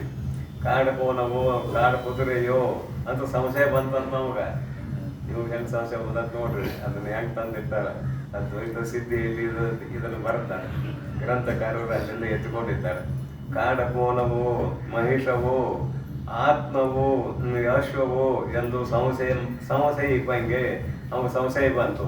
ಏನ್ ಸಂಶಯ ಬಂತು? ಅಲ್ಲಿರೋದು ಆನೆ. ಇವು ಸಂಶಯ ಹೆಂಗ್ ಬಂದತಿ? ಏನ್ ಕಾಡು ಕುದುರೆ ಅಥವಾ ಕಾಡು ಕಾಣು ಅಂತ ಇವು ಸಂಶಯ ಬಂದತಿ. ಸಂಶಯ ಇಪ್ಪಂಗೆ ಅಲ್ಲಿ ಹೋಗಿ ನೋಡಲು ಮಹಿಷವು ಅಲ್ಲೆಂದು ನಿಶ್ಚಯಂ ಆದ್ವಡೆ, ಅಲ್ಲಿ ಹೋಗಿ ನೋಡ್ತಾನ ಅದು ಕಾಡು ಕೋಣ ಅಲ್ಲ ಅಂತ ನಿಶ್ಚಯ ಆಯ್ತು ಅಂತ ಇಟ್ಕೊಂಡ್ರಿ. ಕಾಡು ಕೋಣ ಅಲ್ಲ ಅಂತ ನಿಶ್ಚಯ ಆದ್ರೆ ಅದು ಕಾಡು ಕುದುರೆ ಆಗ್ಬೇಕು. ಕಾಡು ಕೋಣ ಅಲ್ಲ ಅಂತ ನಿಶ್ಚಯ ಆದ್ರೆ ಕಾಡು ಕುದುರೆ ಆಗ್ಬೇಕು. ಕಾಡು ಕುದುರೆ ಅಲ್ಲ ಅಂತ ನಿಶ್ಚಯ ಆದ್ರೆ ಕಾಡು ಕೋಣ ಆಗ್ಬೇಕು. ಎಲ್ಲರ ಒಂದು ಸಿದ್ಧ ಆಗ್ಬೇಕಲ್ಲ. ನೀ ಹೇಳಿದ ಪ್ರಕಾರ ಸಂಶಯ ಬಂದದ್ದೇನು? ಅದು ಕಾಡು ಕೋಣೋ ಏನು ಕಾಡು ಕುದುರೆ ಅಂತ ಸಂಶಯ ಬಂದದ್ದಿ. ಆ ಸಂಶಯ ಬಂದ್ಮೇಲೆ ಅಲ್ಲಿ ಹೋಗಿ ನೋಡಿದ ಮೇಲೆ ಅದ್ರ ಕಾಡು ಕೋಣರು ಆಗ್ಬೇಕು, ಕಾಡು ಕುದುರೆ ಆಗ್ಬೇಕು, ಎಲ್ಲರ ಒಂದಾಗ್ಬೇಕು. ಬಳಿಕ ಆ ಗಜದೊಳಗೆ ಅಶ್ವತ್ಥವು ಎಂತೂ ಸತ್ಯಮಾಗದೋ, ಅಲ್ಲಿರುವಂತಹ ಆನೆ ಅಲ್ಲಿ ಕುದುರೆ ಸಿದ್ಧ ಆಗಲಿಲ್ಲ. ನೀ ಹೇಳಿದ ಪ್ರಕಾರ ಕುದುರೆ ಸಿದ್ಧ ಆಗ್ಬೇಕಾಗಿತ್ತು, ಕಾಡ್ಕೋಣ ಅಲ್ಲ ಅಂತ ನಿಶ್ಚಯ ಆದ್ಮೇಲೆ ಏನು ಸಿದ್ಧ ಆಗ್ಬೇಕಾಗಿತ್ತು? ಕುದುರೆ, ಕಾಡು ಕುದುರೆ ಅಂತ ಸಿದ್ಧ ಆಗ್ಬೇಕಾಗಿತ್ತು. ಆದ್ರೆ ಆಗಲಿಲ್ಲ. ಅಲ್ಲಿರುವುದು ಆನೆ. ಸಂಶಯ ಅನೇಕ ತರ ಬರ್ತದ. ನೀ ಹೇಳಿದಂಗಷ್ಟು ಸಂಶಯ ಬರುವುದಿಲ್ಲ ಅಂತಿದ್ರ ಅಭಿಪ್ರಾಯ. ಅಂತೂ ಸತ್ಯಮಾಗದು ಅದರಂತೆ ಮಿಥ್ಯೆಯ ಹತನ ಮಿಥ್ಯೆಯಾದೊಡೇನು? ಸುಳ್ಳು ಅನ್ನುವುದು ಸುಳ್ಳು ಅಂದ ಮಾತ್ರಕ್ಕೆ ಅದೇ ಅಂದ್ರೆ ಸತ್ಯ ಆಗತ್ತೇನೆ. ಹಿಂಗೆ ತರ್ತಾರೆ ಇವರು. ಸುಳ್ಳು ಅನ್ನುವುದು ಸುಳ್ಳು ಅಂತ ಹೇಳಿದ ಮಾತ್ರಕ್ಕೆ ಅವ್ನು ಸುಳ್ಳು ಹೇಳಿದ್ದು ಖರೇರಿ. ಬೇರೆ ಭಾಷೆ ಬಳಸ್ತೀನಿ. ಅವ್ನು ಸುಳ್ಳು ಹೇಳಿದ್ದು ಖರೇರಿ. ಸುಳ್ಳು ಹೇಳಿದ್ದು ಖರೆ ಅಂದ್ರೆ ಅದು ಖರೆ ಆಗತ್ತೇನ? ಅವ್ನು ಸುಳ್ಳು ಹೇಳಿದ್ದೇ ನಿಶ್ಚಯ ಆಗ್ತೈತಿ. ಖರೆ ಅಂದಿಲ್ಲ. ನಾವು ಸುಳ್ಳು ಹೇಳಿದ್ ಖರೆ ಅಂದ್ರೆ ಖರೆ ಆಗತ್ತೇನ? ಆಗೋದಿಲ್ಲ. ಇದರಂತೆ ನೀ ಏನು ಹೇಳ್ತಮ್ಮ, ಎರಡರಾಗ ಒಂದು ಸಿದ್ಧ ಆಗ್ಬೇಕಂದಿದ್ದಿ. ಸಂಶಯ ಬಂದವಾಗ ನಾವು ದೃಷ್ಟೊಂದು ಕೊಟ್ಟಿವಿ, ಇಲ್ಲಿ ಎರಡರಾಗ ಒಂದು ಸಿದ್ಧ ಆಯ್ತು ಹೇಳೋದು. ಅದು ಕಾಡು ಪಾಣು ಕಾಡು ಕುದುರೆ ಒಂದು ಸಂಶಯ ಬಂತು. ಹೋದ ನೋಡಿದ ಕಾಡು ಪಾಣು ಅಲ್ಲ, ಕಾಡು ಕುದುರೆ ಅಲ್ಲ, ಅಲ್ಲಿರೋ ಆನೆ. ಹಾಗೆ ಇಲ್ಲಿ ಸುಳ್ಳು ಅನ್ನುವುದು ಸುಳ್ಳು ಅಂತ ಹೇಳಿದ್ರು ಕೂಡ ಅದೆಂದು ಸತ್ಯವಾಗಲಾರದು. ಮಿಥ್ಯೆಯಾದೊಡೇನು? ಮಿಥ್ಯೆಯ ಹತನ ಮಿಥ್ಯೆಯಾದೊಡೇನು? ವಿರೋಧಂ ಇಲ್ಲ. ವಿರೋಧಂ ಯಾವ ವಿರೋಧವೂ ಇಲ್ಲ ಅದ್ವೈತ ಸಿದ್ಧಾಂತಕ್ಕೆ. ಮತ್ತಂ ಆ ಮಿಥ್ಯೆಯ ಹತನ ಮಿಥ್ಯೆಯಾಗದೆ ಅದರ ಸ್ವರೂಪವು ಎಂದಿಗೂ ಸತ್ಯಮಾಗದು. ಅದೇ ತೆಗೆದೆ ಇದರ ವಿವರಣೆ ಮತ್ತೇನಿಲ್ಲ. ಸುಳ್ಳು ಅನ್ನುವುದು ಅದು ಯಾವಾಗಲೂ ಸುಳ್ಳು ಆದೀತಲ್ಲದೆ ಅದು ಎಂದು ಸತ್ಯವಾಗಲಾರದು. ಏತಕೆಯನೆ ಸುಳ್ಳೆಂಬ ಮಾತು ದಿಟವಾದರೂ, ಸುಳ್ಳೆಂಬ ಮಾತು ಅವು ಸುಳ್ಳು ಹೇಳಿದ್ದು ಖರೆ ಅಂತ ಹೇಳಿದರೂ ಕೂಡ ಅದು ಖರೆ ಆಕತಿ ಅನ್ನೋದು ಆಗೋದಿಲ್ಲ. ದಿಟವಾದರೂ ಸುಳ್ಳು ಸುಳ್ಳಾಗಿಯೇ ಇಪ್ಪುದಲ್ಲದೆ ಸುಳ್ಳು ಸುಳ್ಳಾಗಿಯೇ ಇರುತ್ತದೆ ಅಲ್ಲದೆ ಸುಳ್ಳಿನ ಸ್ವರೂಪವು ಎಂದಿಗೂ ದಿಟವಾಗಲು ಅರಿಯದಾಗಿ. ಸುಳ್ಳಿನ ಸ್ವರೂಪ ಎಂದು ದಿಟವಾಗಲು ಅರಿಯದಾಗಿ. ದಿಟ ಸತ್ಯ, ದಿಟ ಅಂದ್ರೆ ಸತ್ಯ, ಸತ್ಯವಾಗಲು ಅರಿಯದಾಗಿ ನಾನಾ ವಿಕಾರವಾಗಿ ತೋರ್ಪ, ನಾನಾ ವಿಕಾರವಾಗಿ ತೋರ್ಪ ಜಗತ್ತು, ನಾನಾ ವಿಕಾರವಾಗಿ ತೋರ್ಪ ದ್ವೈತವು ಅಡಗಲು. ಜಗತ್ತು ಇಲ್ಲ ಎಂದು ನಿಶ್ಚಯವಾಗಲು, ಅಡಗಲು ಅಂದ್ರೆ ಇಲ್ಲ ಎಂದು ನಿಶ್ಚಯವಾಗಲು. ಮತ್ತು ಇಲ್ಲದ್ರೆ ಕಾಣ್ತತಿಲ್ಲ ಅಲ್ಲಿ ಬೈರಲ್ಲ ಕಾಣ್ತತಿ. ಹಗ್ಗ ಹಾವ ಮತ್ತೆ ನಮ್ಮದ ಭ್ರಾಂತಿ ಕಾಲದಲ್ಲಿ ಹಗ್ಗದ ತೊಂಡ ಹಾವ ಕಂಡಿತು. ಅಧಿಷ್ಠಾನದ ಜ್ಞಾನ ಆಯಿತು. ಅಧಿಷ್ಠಾನದ ಜ್ಞಾನ ಆದ ಮೇಲೆ ಆ ಹಗ್ಗ ಮತ್ತೆ ಹಾವಿನಂತೆ ಕಾಣ್ತದೇನಂದ್ರೆ ಕಾಣುವುದಿಲ್ಲ. ಇದು ಪೂರ್ವಪಕ್ಷಿ ಅಭಿಪ್ರಾಯ ಐತಿ. ಪೂರ್ವಪಕ್ಷಿ ಅಭಿಪ್ರಾಯ. ಹಾಗೆ ಜಗತ್ತು ಸುಳ್ಳು ಅಂತ ನಿಶ್ಚಯ ಆದ ಮೇಲೆ ಜಗತ್ತು ಕಾಣಬಾರ್ದು ಅಂತ ನಾವು ಅದಕ್ಕೆ ಏನು ಮಾಡಿದಾರೆ ಅಂದ್ರೆ ನಿರುಪಾಧಿಕ ಅಧ್ಯಾಸ, ಸೋಪಾಧಿಕ ಅಧ್ಯಾಸ ಅಂತ ಎರಡು ಮಾಡಿದ್ದೀವಿ. ಸೋಪಾಧಿಕ ಅಧ್ಯಾಸ, ನಿರುಪಾಧಿಕ ಅಧ್ಯಾಸ. ಹಗ್ಗ ಹಾವು ನಿರುಪಾಧಿಕ ಅಧ್ಯಾಸ. ಹಗ್ಗ ಭ್ರಾಂತ್ಯಾತ್ಮಕವಾಗಿ ಹಾವಿನಂತೆ ತೋರಿದೆಯಲ್ಲ, ಇದು ನಿರುಪಾಧಿಕ ಅಧ್ಯಾಸ. ನಿರುಪಾಧಿಕ ಅಧ್ಯಾಸದಲ್ಲಿ ಅಧಿಷ್ಠಾನದ ಜ್ಞಾನ ಆದ ಕೂಡಲೇ ಅಧ್ಯಸ್ಥವಾದ ಪದಾರ್ಥ ಇರುವುದೇ ಇಲ್ಲ, ಕಾಣುವುದೂ ಇಲ್ಲ. ಇದು ನಿರುಪಾಧಿಕ ಅಧ್ಯಾಸ. ಸೋಪಾಧಿಕ ಅಧ್ಯಾಸ ಹೇಗುವ ಅಂತ ಕೇಳಿದರೆ ಅದೇ ಸ್ಫಟಿಕ, ದಾಸವಾಳ ಹೂವು. ದಾಸವಾಳ ಹೂವದ ಬಣ್ಣ ಸ್ಫಟಿಕದಲ್ಲಿ ಇಲ್ಲ ಅಂತ ನಿಶ್ಚಯ ಆದರೂ ಕೂಡ ಅದರಲ್ಲಿ ಮತ್ತೆ ಇದ್ದಂತೆ ತೋರುತ್ತದೆ. ಇದು ಸೋಪಾಧಿಕ ಅಧ್ಯಾಸ. ಹಾಗೆ ಸೋಪಾಧಿಕ ಅಧ್ಯಾಸವಾಗಿರುವಂತಹ ಜಗತ್ತು ಹೋಗಬೇಕಾದರೆ ಮತ್ತು ಸಮಾಧಿ ಅಭ್ಯಾಸ ಮಾಡಬೇಕು. ಷಟ್ ಸಮಾಧಿಗಳನ್ನು ಹೇಳಾಗಿದೆ. ಮತ್ತು ಸಮಾಧಿ ಅಭ್ಯಾಸ ಆಗಬೇಕು. ಸಮಾಧಿ ಅಭ್ಯಾಸ ಆದಾಗ ಸೋಪಾಧಿಕ ಅಭ್ಯಾಸ ನಿವೃತ್ತಿ ಆಗ್ತದೆ ಒಂದು ಭಾಗ. ಇನ್ನೊಂದು ಭಾಗ ಏನಂದ್ರೆ ಆ ಸ್ಫಟಿಕ ಕೆಂಪು ಬಣ್ಣದ್ದಾಗಿ ಕಂಡರೂ ಕೂಡ ಅದು ಕೆಂಪು ಬಣ್ಣದ್ದಲ್ಲ ಅಂತ ನಿಶ್ಚಯವಾಗಿರುವುದರಿಂದ ಕಾಣಲಿ, ಕೆಂಪು ಬಣ್ಣದ್ದಾಗಿ ಕಾಣಲಿ, ಅದು ಕೆಂಪು ರತ್ನ ಅಲ್ಲ ಅಂತ ನಿಶ್ಚಯ ಆಗ್ತದೆ. ನಿಶ್ಚಯ ಆದ್ದರಿಂದ ಏನು ತೊಂದರೆ ಇಲ್ಲ. ಇದನ್ನು ಬಾಧಿತ ಅನುವೃತ್ತಿಯಿಂದ ತತ್ವಜ್ಞಾನಿಗಳು ಜಗತ್ತನ್ನು ನೋಡುತ್ತಾರೆ ಅನ್ನೋದಕ್ಕೆ ಜೋಡಿಸ್ತೀವಿ. ಬಾಧಿತ ಅನುವೃತ್ತಿಯಿಂದ ಜಗತ್ತು ಕಾಣ್ತದ, ಆದರೆ ಇದಕ್ಕೆ ಇರುವಿಕೆ ಇಲ್ಲ ಅಂತ ಅವ್ರಿಗೆ ನಿಶ್ಚಯ ಇದೆ. ನಿಶ್ಚಯ ಇರೋದ್ರಿಂದ ಕಂಡರೂ ಕೂಡ ಇದಕ್ಕೆ ಇರುವಿಕೆ ಇಲ್ಲ. ಭಾಳ ಸಲ ಹೇಳಾಗೈತಿ. ನನ್ನ ಶರೀರ ಇಟ್ಕೊಂಡು ನಿಮ್ಮ ಶರೀರ ಇಟ್ಕೊಂಡು ಹೇಳಾಗೈತಿ. ಇದಕ್ಕೆ ಇರುವಿಕೆ ಐತೇನೆ. ನಿನ್ನಿಂದ ಬೇರೆ, ಇವತ್ತಿನಿಂದ ಬೇರೆ. ನಿನ್ನೆ ಒಂದಿನ ಆಯುಷ್ಯ ಹೆಚ್ಚಿತ್ತು, ಇವತ್ತೊಂದು ದಿನ ಆಯುಷ್ಯ ಹೋಯಿತು. ಒಂದೊಂದು ಪೈಸೆ ಬಳಸ್ತಾರೆ. ನೀ ಬಾಳೆಹಣ್ಣು ಬಳಸ್ಬೇಡ. ನೀ ಎಷ್ಟು ಹಣ ಇಟ್ಟಿದ್ರು ಕರಿಗೆ ಹೋಗ್ಬೇಕು. ದಿನ 10 ಪೈಸೆ ಬಳಸ್ಬೇಕು. ಮೈಸೂರು ಬರ್ತಕ್ಕಂಥ ಕರಿಗೆ ಹೋಗ್ಬೇಕು. ಅದು ಮತ್ತೆ ಕರಿಗೆ ಯಾಕೆ ಹೋಯ್ತು ಅಂದ್ರೆ ಅದಕ್ಕೆ ಇರುವಿಕೆ ಇಲ್ಲ ಅಂತ ಅದರ ಅರ್ಥ. ಹಾಗೆ ಈ ಜಗತ್ತಿಗೆ ತೋರಿಕೆ ಇದ್ದರೂ ಕೂಡ ಇರುವಿಕೆ ಇಲ್ಲ. ತತ್ವಜ್ಞಾನಿಗೆ ಬಾಧಿತ ಅನುವೃತ್ತಿಯಿಂದ ತೋರುತ್ತದೆ. ಆ ಬಾಧಿತ ಅನುವೃತ್ತಿಯನ್ನು ನಾವು ಅಂಗೀಕಾರ ಮಾಡದೆ ಹೋದರೆ ಈ ಗ್ರಂಥಗಳ ನಿರ್ಮಾಣ ಆಗ್ತಿರ್ಲಿಲ್ಲ. ತತ್ವಜ್ಞಾನ ಆದ ಕೂಡಲೇ ಅವನ ಶರೀರ ಸಹಿತ ಬಿದ್ದು ಹೋಗಿದ್ರೆ ಜಗತ್ತು ಇಲ್ಲದಂಗೆ ಆಗಿದ್ರೆ ಬರೆಯಾದ್ರೆ ಅನುಭವಿ ಬರಿಬೇಕಲ್ಲದೆ ಅನನುಭವಿ ಬರೆದ್ರೆ ಉಪಯೋಗ ಆಗೋದಿಲ್ಲ. ಅನುಭವಿ ಬರಿಬೇಕು. ಅದಕ್ಕಾಗಿ ಬಾಧಿತ ಅನುವೃತ್ತಿಯಿಂದ ಜಗತ್ತು ತೋರುತ್ತದೆ. ತೋರಿದ್ರು ಕೂಡ ಇಲ್ಲ ಅಂತ ಅನುಭವ, ನಮ್ಮ ಅನುಭವ ಬರುವಂಗೆಲ್ಲ ದೃಷ್ಟಾಂತ ಐತಲ್ಲ. ನಮ್ಮ ಶರೀರನ ಇಟ್ಕೊಂಡು ಮಾತಾಡ್ತೇವಲ್ಲ, ಇದಕ್ಕೆ ತೋರಿಕೆ ಐತೆ, ಇರುವಿಕೆ ಇಲ್ಲ ಐತೆ ಹೇಳ್ರಿ. ಇದಕ್ಕೆ ಇರುವಿಕೆ ಇಲ್ಲ. ಅದಕ್ಕಾಗಿ ಅದ್ವೈತ ಸಿದ್ಧಾಂತ ನಿರ್ದುಷ್ಟವಾಗಿದೆ. ನಾನಾ ವಿಕಾರವಾಗಿ ತೋರ್ಪ ದ್ವೈತವು ಅಡಗಲು ತಜ್ಞಾನಮುಂ ಅಂದ್ರ ಪ್ರಪಂಚವು ಸುಳ್ಳ ಎಂದು ಯಾವ ಜ್ಞಾನವು ಉಂಟಾಗಿದೆಯೋ ಆ ಜ್ಞಾನವು ಈ ಪ್ರಪಂಚ ಸುಳ್ಳ ಅನ್ನೋದೊಂದು ಜ್ಞಾನ ಉಂಟಾಯ್ತಲ್ಲ, ಇದು ಕರುಣಾತ್ಮಕ ಜ್ಞಾನ. ಜ್ಞಾನ ಎರಡಿದಾವ್ರಿ, ಒಂದು ಕರುಣಾತ್ಮಕ, ಒಂದು ಅನುಭವಾತ್ಮಕ. ಕರುಣಾತ್ಮಕ ಜ್ಞಾನವನ್ನು ವೃತ್ತಾತ್ಮಕ ಜ್ಞಾನ ಅಂತ ಕರಿತೀವಿ, ಮತ್ತೇನಿಲ್ಲ. ಅಂತಃಕರಣದ ವೃತ್ತಿಯಿಂದ ಉಂಟಾಗುವ ಜ್ಞಾನ ಕರುಣಾತ್ಮಕ ಜ್ಞಾನ. ಇದನ್ನ ವೃತ್ತಾತ್ಮಕ ಜ್ಞಾನ ಅಂತ ಕರಿತೇವೆ. ನಮ್ಮ ಅನುಭವದಿಂದ ಬಂದ ಜ್ಞಾನ ಐತಲ್ಲ, ಅನುಭವ ಅನ್ನುವ ಜ್ಞಾನ ಐತಲ್ಲ, ಅದು ಅನುಭವಾತ್ಮಕ ಜ್ಞಾನ. ಅದನ್ನು ವಿವರಣೆ ಮಾಡಲಿಕ್ಕೆ ಯಾರಿಂದಲೂ ಸಾಧ್ಯವಿಲ್ಲ. ಯಾಕಂದ್ರೆ ಅದು ಶಬ್ದಕ್ಕೆ ವಿಷಯವೇ ಅಲ್ಲ. ಕರುಣಾತ್ಮಕ ಜ್ಞಾನ ಶಬ್ದಕ್ಕೆ ವಿಷಯ ಉಪಾಧಿಯನ್ನು ಕೂಡಿಸಿಕೊಂಡಿದೆ. ಹೀಗಾಗಿ ಈ ಕರುಣಾತ್ಮಕ ಜ್ಞಾನ ಜಗತ್ತು ನಾಶ ಆದ್ಮೇಲೆ ಇರ್ತದೋ ಹೋಗ್ತದೋ ಅನ್ನೋ ಸಮಸ್ಯೆ ಬಂದದ್ದು ನಾವು. ಅದಕ್ಕೆ ಹೇಳ್ತಾರೆ ಈ ಕರುಣಾತ್ಮಕ ಜ್ಞಾನವು ಕೂಡ ಅದರ ಕೂಡ ಹೋಗುತ್ತದೆ. ಹೆಂಗೆ ಹೋಗ್ತದ ಅಂತ ದೃಷ್ಟಾಂತ ಕೊಟ್ಟಿದ್ದಾರೆ. ಕರ್ಪೂರದ ಬೆಟ್ಟಕ್ಕೆ ಬೆಂಕಿ ಹಚ್ಚಿದ್ರು. ಅದೇನಾಗಿತ್ತು? ಕರ್ಪೂರ ಸುಟ್ಟು ಹೋಗಿತ್ತು. ಕರ್ಪೂರ ಸುಟ್ಟು ಆದ ಕೂಡಲೇ ಬೆಂಕಿಯೂ ಕೂಡ ಕರ್ಪೂರದೊಡನೆ ಆರಿ ಹೋಯಿತು. ಉಳಿತೇನೆ ಇಲ್ಲ, ಉಳಿಲಿಲ್ಲ. ಹಾಗೆ ಜಗತ್ತು ಸುಳ್ಳು ಎಂದು ನಿಶ್ಚಯ ಮಾಡಿದಂತಹ ಕರ್ಣಾತ್ಮಕ ಜ್ಞಾನವು ಅನುಭವಾತ್ಮಕ ಜ್ಞಾನದಲ್ಲಿ ಅಂತರ್ಪಾತಿಯಾಗಿ ಹೋಗುತ್ತದೆ ಎಂದಿದ್ರ ಅಭಿಪ್ರಾಯ, ಮತ್ತೇನಿಲ್ಲ. ತೋರ್ಪ ದ್ವೈತವು ಅಡಗಲು ತಜ್ಞಾನಮಂ, ಆ ದ್ವೈತವು ಅಡಗಲು ಅಂದ್ರೆ ಪ್ರಪಂಚವೂ ಇಲ್ಲ ಎಂದು ನಿಶ್ಚಯವಾಗಲು ತಜ್ಞಾನಮಂ, ಅದರ ಜ್ಞಾನವು ಅಂದ್ರೆ ಪ್ರಪಂಚ ಸುಳ್ಳು ಅನ್ನುವಂತಹ ಜ್ಞಾನವು ವನದೊಳು ಉದಿಸಿದ ಅಗ್ನಿ ವನವಂ ದಹಿಸಿ ಅರಣ್ಯದಲ್ಲಿ ಹುಟ್ಟಿರುವ ಕಾಡಗಿತ್ತು ಅರಣ್ಯವನ್ನು ಸುಟ್ಟು ತಾನು ಅಡಗಿ ಹೋದಂತೆ, ಆ ಬೆಂಕಿಯು ಕೂಡ ತಾನು ಅಡಗಿ ಹೋದಂತೆ ಕ್ಷಯಿಸಿ ಹೋಗಲು ಆಶ್ರಯ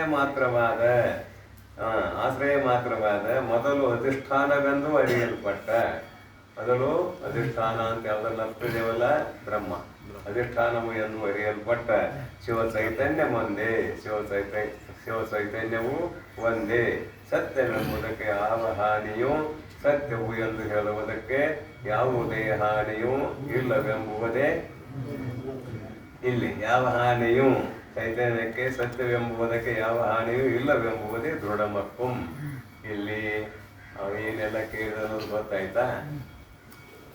ಮಿಥ್ಯಾತ್ವ ಅಂದ್ರೆ ಸುಳ್ಳು ತೋರ್ತದ, ಅದಕ್ಕೆ ಇರುವಿಕೆ ಇಲ್ಲ, ಇಷ್ಟೇ ಇದ್ರ ಅರ್ಥ, ಮತ್ತೇನಿಲ್ಲ. ತೋರ್ತದ, ಇರುವಿಕೆ ಇಲ್ಲ.